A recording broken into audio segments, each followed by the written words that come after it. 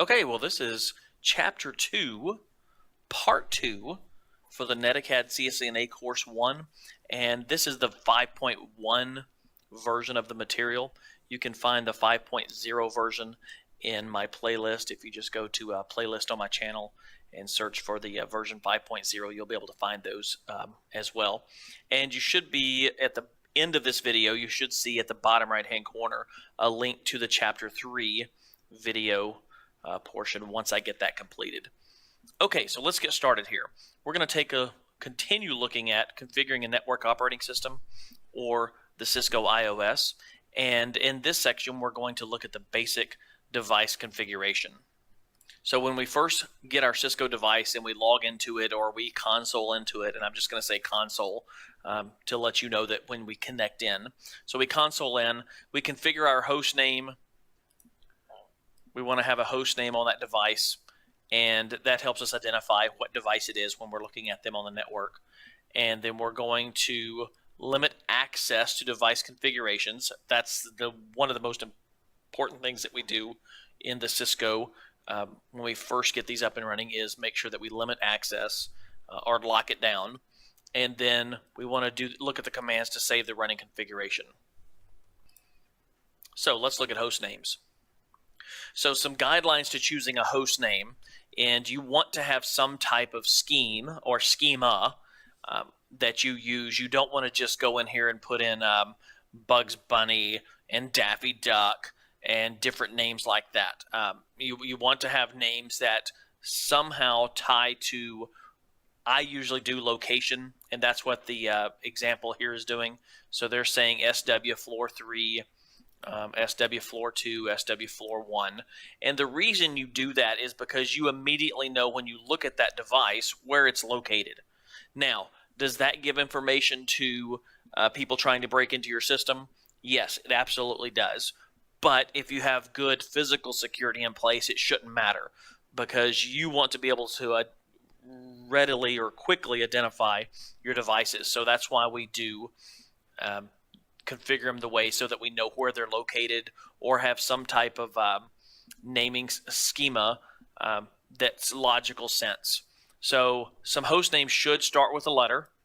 You should always start them with a letter. They should never contain no spaces. They should end with a letter or a digit. You should only use letters, digits, and dashes. Don't use extra special characters. And then they need to be less than 64 characters in length. Those are some guidelines for host names. Now, to actually configure the host name, we would log in. We would go into privileged exec mode, and we know we're in privileged exec mode because we're looking at the # or the hashtag. We would type in configure terminal because we want to do a configuration. And then now we know we're at, and you notice here the name of the switch is currently called switch. So we're in the config location, and we're going to type in host name, and we're going to give it the host name.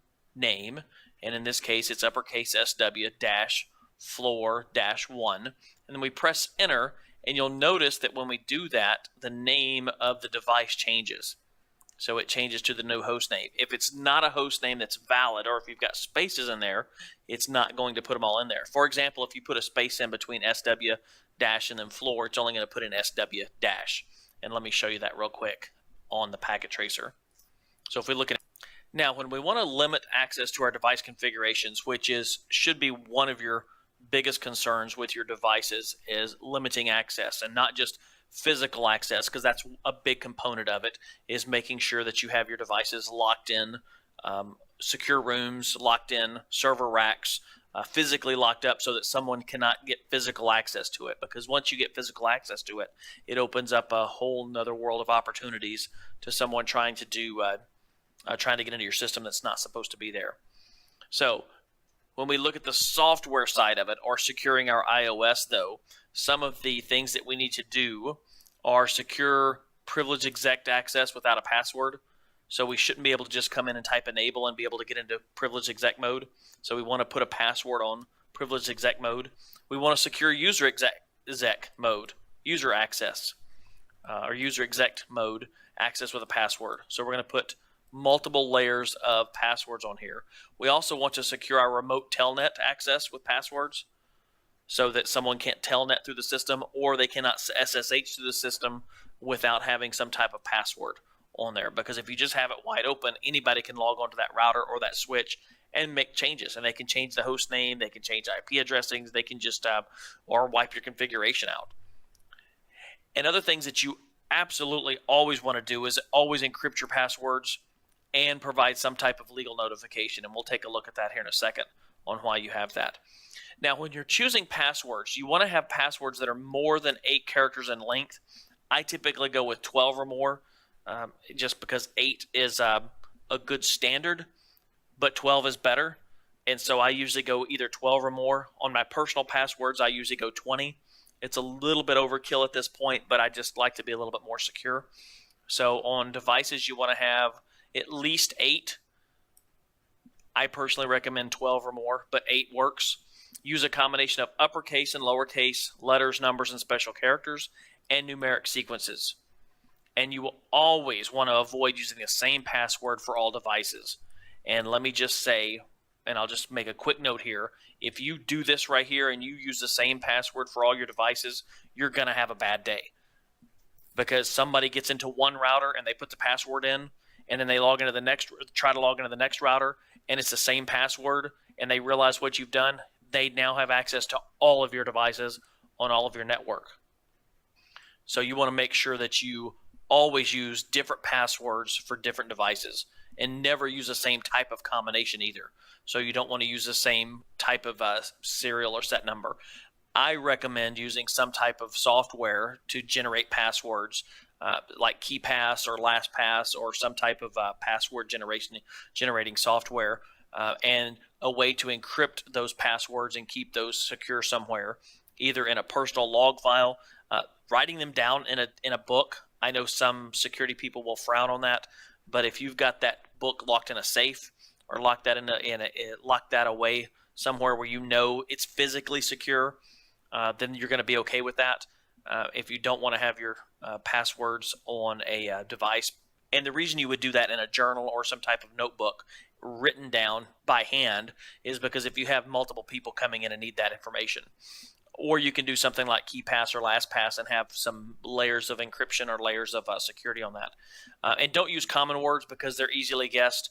If you know anything about security and guessing passwords, I'm not going to go into it on the secure side, but just it's again, you're going to have a bad day if you use easily guessed passwords. And don't do things like put password in but change the A to a ampersand sign. Don't think that you're being funny by doing things like this, and doing a 0 and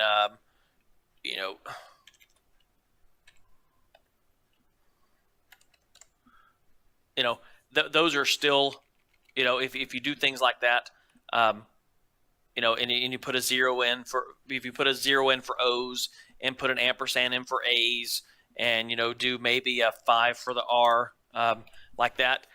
Those are still easily guessable because you can run those through a decryption, or you can run those through and try to guess those, and those are just not a good method for creating passwords. So you want to make sure that they're not easily guessed. Now, when we're configuring our passwords, I'm not going to lecture down through this too much. I'm just going to point it out. We would enable to get into privileged exec mode, and this is how we would set our privileged exec password. And another thing here, or a note I will make, is make sure that you write your passwords down or have your passwords somewhere. I know, again, some security people might say, well, that goes against, you shouldn't write your passwords down, or you shouldn't have them. Well, you do need to have them written down somewhere, especially if they're more than 8 characters or they're 12 characters and you have a password that's rather long. You're not going to remember all those passwords. I don't remember all my passwords. And you need to have those somewhere so that you can retrieve those. And if you put them in wrong into a Cisco switch or a Cisco router and you forget what that is, you're going to have to reconfigure that router. And then, again, you're going to have a long day because you'll have to take that device down while you get it configured. So what we would do is we would come in here and we would say config terminal. We're going to enable secret class. And this is enabling. And on this part right here, we are telling it that we're going to enable the secret, and then we're going to name it that class. So our exec password at this point is class. Yes, I know that goes against the conventions, but for Packet Tracer and for the Cisco Netacad, we use Cisco and we use class as our passwords on most devices. So usually you're going to see privileged exec mode as class, and you're going to see user exec mode as Cisco, and you're also going to see your line passwords as Cisco, just so you know. But that's because we're in a training environment. Then to set the user exec password, we're going to go into our line this time. Up here we went into our config, and this is forcing our privileged exec password. And then down here we're going to put in our user exec password, and we're going to configure our line, and we're going to do our console line first. So we're going to do line console 0. We're going to tell it password, and then our password is going to be Cisco. We're going to type login, and that's going to force login. That's going to set the switch to force you to log in. If you don't set that, it's still not going to force you to put your password in. You're going to type exit, and then you're going to set your VTY lines, and this is 0 through 15, and you're going to set those line VTY, and putting 0 space 15 configures all of those in one swoop. You configure those individually if you want to and put different passwords on them, but this configures them all with one password, and you're going to say password, and we're going to put the Cisco, and then we're going to tell it login to force login, and then we're going to back out. And then here we're going to configure terminal. We're going to configure our terminal. We're going to enable secret class. We're going to exit out, disable, and then enable, and then now we should have to put our password in for there. So we're going to use the enable secret command, not the older enable password command. We're going to enable secret, and then the enable secret command provides greater security because the password's encrypted. And I'll show you that real quick. Let's just walk through that real quick on the Packet Tracer. Okay, so what we're going to do here is we're going to exit out of here. Let's just exit on back out all the way. And so we're at our user exec mode, and let's go in and we're going to enable, and we're going to go in here and we're going to config terminal, and we're going to enable, and you notice I'm finishing with my tab key, and I'm going to say secret here, finishing with my tab key. Now, of course, with the password, you can't use your tab key, but I'm going to enable secret class, type exit, and then we're going to disable.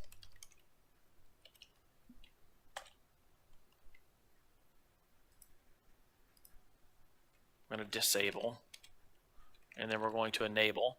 And now, see, it's asking me for the password, and I have to put the password of class in before it lets me in. And notice it did not show my password or the number of characters. That keeps somebody from shoulder surfing or looking over your shoulder from seeing you put the password in. So if I disable on here, disable, and I log out, and now I have to log in, and it's asking me a password. I can type in, I'm typing on my keyboard right now, but you can't see how many digits I'm putting in, and that keeps somebody from standing over your shoulder. And you want to make sure that that's what's happening. And then what we're going to do is I'm going to go in and I'm going to configure my line. So I'm going to configure my terminal again. And so we're in our config. I'm going to do line console and 0. And I'm going to put in my password here of Cisco. And again, this is why you want to make sure that if you're connecting to your device over an unencrypted network, people are going to be able to see these passwords and on here. So you want to make sure that you're using some type of a secure way to connect to your devices. And then we're going to type login. We're going to type X to get out of there. We're going to type line VTY 0 through 15. We're going to type password Cisco.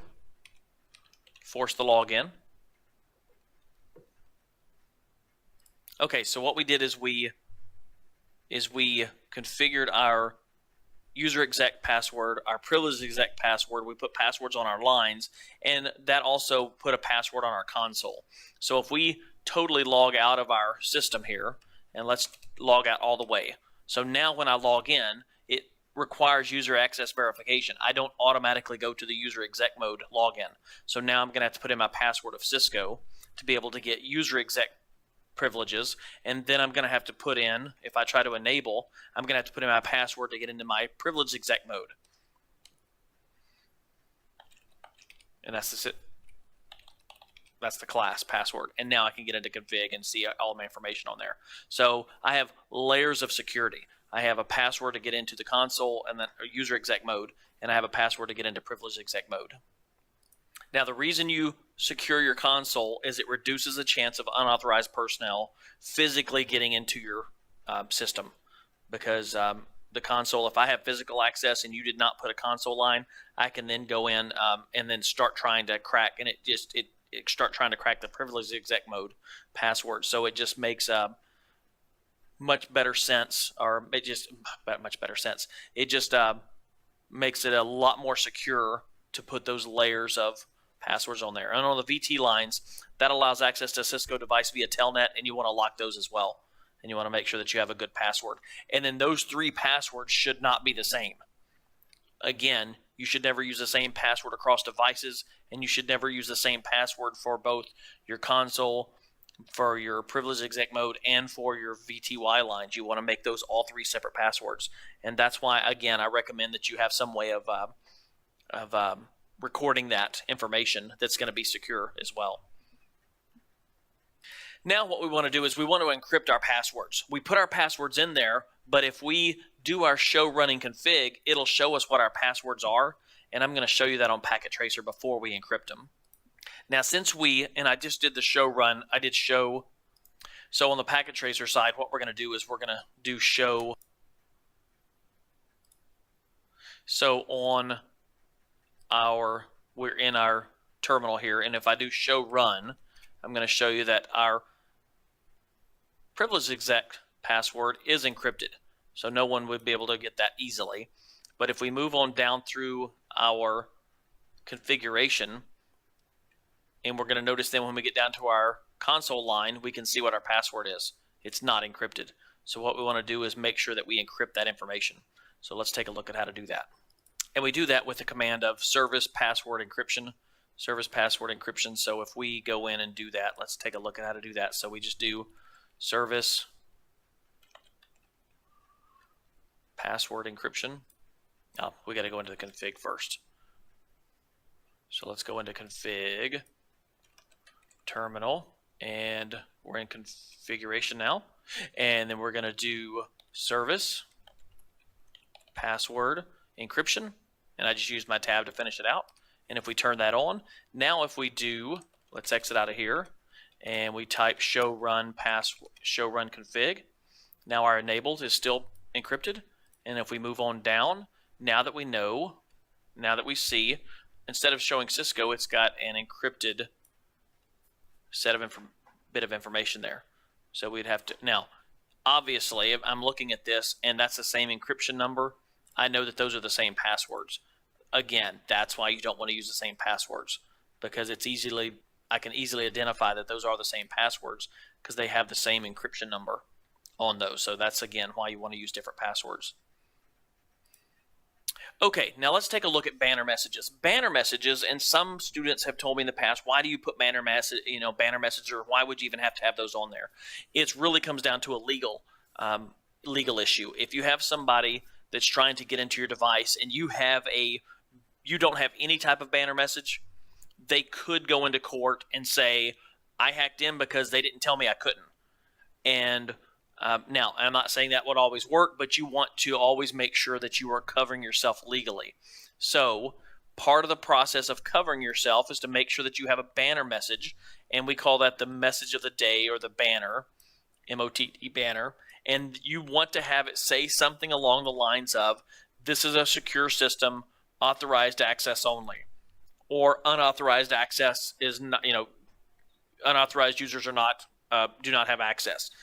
What I would recommend in a production environment is talk to your legal department and work with your legal or your legal counsel to make sure that you have correct wording on there that's going to cover yourself, so that as a network administrator, you've covered yourself by going to your legal department and asking them, and then by actually putting it on the device so that when somebody goes to log in, it's going to show up and you've covered yourself from a legal standpoint.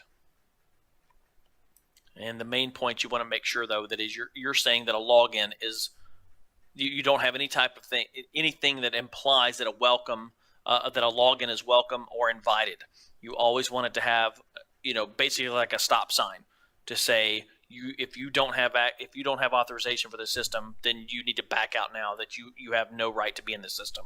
That's something along those lines. So what we would do is we'd type the command banner MOTD, and then we're going to bracket that with the pound signs or hashtags and put that in there, and we'll create our message of the day. So what I'm going to do is I'm just going to come in here and put that in here. So I'm going to type in do the banner and message of the day. So we need to do our config first. So I need to be in config,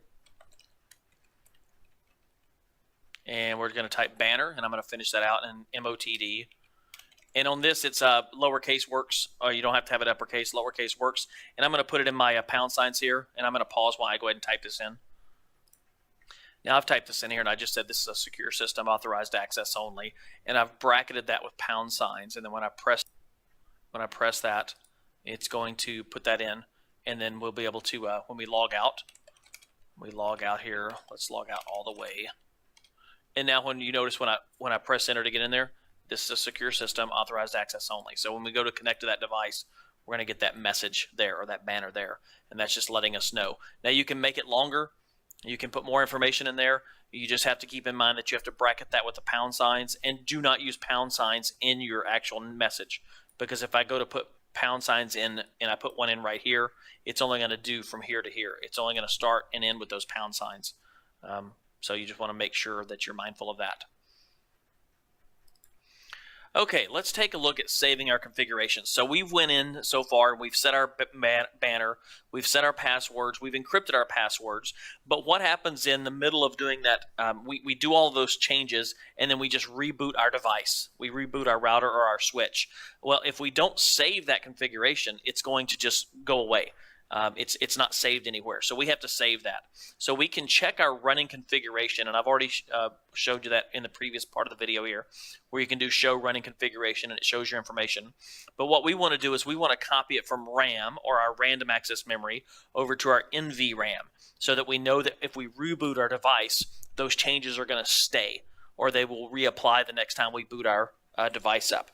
So we do that by using the command copy space running config space startup config, and that's all that's doing is saying take our running configuration file and overwrite our startup configuration file. Now what happens is after we run, if we change our running config and then we save it to our startup config, if we restore to the device, after we do that copy startup config to running config, that will make sure that those changes save. So the next time we reboot. So when we reload the device and restart it, those are going to be saved on there. So again, so on here, once I get logged in, so I can type my Cisco to get in, and I'm going to type enable, and I've got to type in class on there, and then I'm going to show my run config. And so there's my running config, and then I want to copy run to startup. So I'm going to copy what I've got currently loaded into my startup config. It's going to say there's my destination file of startup config, and it's going to build it. And now if I reload this, and it's going to work faster in Packet Tracer. But then the next time it comes up, if I go to connect after it's been restarted in a production environment, it's going to take about a minute or so. It's going to take a little bit of time to boot up. But now it's going to boot up, and I press return. I get my banner of the day, user access verification, then I got to put in my passwords. If I didn't save that running config over to my startup config, it would not have done that. It would not have saved those changes for me. So you want to make sure that after you've made any changes to your startup or to your running config, that you save those over to your startup config. If you are in the process of working on your startup or your running config, and you make some kind of major error, you forget what your password is, or you just really mess it up, don't copy your running config to your startup config. Just go ahead and reload your device, and all of those changes will be gone. And then you can start back from your starting point. It's kind of like in a video game where you go back to your last save, is basically a good way, and a good analogy for that. Now another note here is when we're using software to get in, whether we're using PuTTY, With PuTTY and other types of software that you're using, you can capture your session, and you want to be careful about that because if you've typed in passwords and those get captured to a text file, for example here, all your session outputs goes to my switch logs. It is capable. You are capable of doing that with your software, but you want to be careful because that does get saved to a text file, and that text file can then be accessed by somebody. So if you've changed your passwords and you've done that, just be careful. Now, some network administrators do this because they can see the changes that were made, and then they can then take that text file and put it into an encrypted folder somewhere or somewhere that's secure. And that's a way to do that because then you can go back and say, okay, what were my passwords? What changes were made? Especially if you have a larger environment where you have multiple network administrators, and then you can see what changes were made to that, and then you require those changes to be documented. That's one way to do that. But if you disable the session logging, then it won't be logged to a file. But just be mindful of that be mindful of the fact that you can record that information, and it would be put into a text file that makes it unsecure. Okay, and on the last part of this video, we're going to talk about address schemes and putting IP addresses on a host device and then verifying connectivity with two end devices. So ports and addresses, and we're going to take a look at IP addressing and subnetting and all of that in later videos and later chapters. But for this one, we're just going to look at a high level of why we do what we're doing. So when we connect end devices or we connect devices like a laptop or a printer to each other, they have to have IP addresses.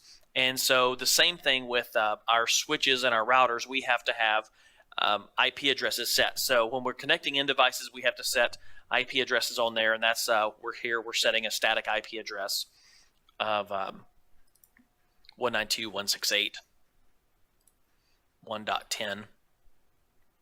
And we set those for network printers, voice over IP phones, security cameras, smartphones, along those lines. And we have to do the same thing for our interface and ports. Network communications depend on end-user device interfaces, networking devices, and the cables that connect them. So that's going to depend on what type of cabling you're putting in, whether it's copper cabling, fiber optic cables, coax, or even if you're using wireless. And different types of network media have different features and benefits. For example, if I do fiber optics between my switches, fiber optics has more bandwidth, it's more reliable, it's less susceptible to interference, such as lighting or EM, electromagnetic interference. However, it's more expensive, and the device connections are less, you have less of those available. But when we're going to end devices, like from a computer to a switch or a computer to a router, you're going to use copper because it's cheaper. Depending upon if you're in a location that has a lot of electromagnetic interference, you're going to use shielded copper, and that's going to be more expensive. So depending upon what type of technology you're using or what type of media you're using, it's going to be based upon the location and the type of equipment that you have. And so Ethernet ports are usually found on, Ethernet's the most common in LAN technology, and Ethernet's the copper cabling, usually a Cat5 connector. They're usually found on end devices, switches, and other networking devices. Cisco switches have physical ports to devices to connect, but they also have one or more switch virtual interfaces. So no physical hardware on the device is associated with it. It's created in the software, so we can create virtual LANs or VLANs. But SVI provides a means to remotely manage a switch or over a network as well, so that you can get into it remotely, and that's when we're talking about either Telnet or SSH on there. I'm not going to do a lot of lecturing in this video on manually IP addressing because that's covered in other chapters. Just to say that if you configure manually your IP addresses, you have to go into your Windows or to Linux or to your Mac, and you have to manually put in your IP address sometimes to connect in on a LAN. Usually you've got some type of DHCP server doing that, but if you're manually assigning those, and that would be through you're using some type of again DHCP server to assign those IP addresses and to get your DNS service. But if you're on your Windows and you want to verify your connection, you can use your ipconfig. If you're on a Linux, it's ifconfig. On a Mac, you can go in and look at your IP configuration as well. On the switch virtual interface configuration, that's your interface VLAN. and that's going to allow you to be able to come in and see what your IP address is set up for your VLAN one. And then you do the no shutdown, because that tells it it's shut down by it's already shut down, and so you do the no shutdown to tell it to come back up. I know some will say that's kind of counterintuitive, but if you do the shutdown command, that shuts down the line. No shutdown brings it up. And on a Windows machine, if you're going to do the or on a switch, you would just do your show IP interface brief, and that's going to show your interfaces. This shows your fast Ethernet. Here is showing that no IP address has been assigned, and on your other one, show IP interface brief. But your VLAN has been assigned. That is 192.168.10.2, and over here we have 192.168.10.3. And then we can use our ping. We use our ping command on our Windows to ping the switches to see if they're actually up or not, and we would get a ping back saying, yes, I pinged that device and I got a response back, so that connection is up and running.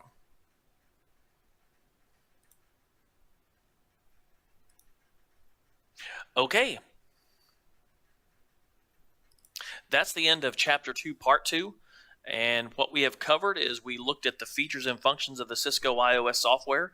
We looked at the initial settings of a network device, going in and setting a password and then encrypting those passwords. And then we also looked at IP addressing scheme at a very high level. You're going to learn more about that in later chapters and later units in the Netacad course. But that gives you a high level on that.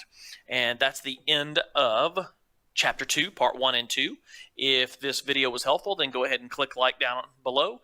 Subscribe to my channel if you want to see updates. And if you have any questions, you can leave a comment below.